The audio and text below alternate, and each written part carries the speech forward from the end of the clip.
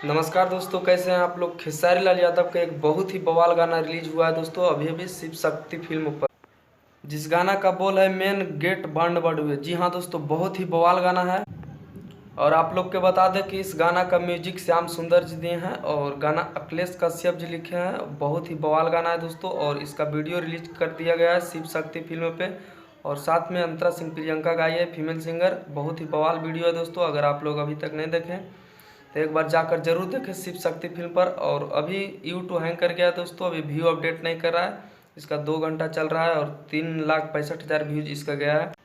और आप लोग इतना सुनिए, इतना शेयर कीजिए कि गाना ट्रेंडिंग में आ जाए दोस्तों। और विवाद कितनों हुए फर्क नहीं पड़ेगा ट्रेंडिंग स्टार को। और हमारे वीडियो पसंद आए तो वीडियो को लाइक कर दीजिए, और हम साथ में हमारे चैनल को अभी तक सब्सक्राइब नहीं किए तो सब्सक्राइब कर लीजिए।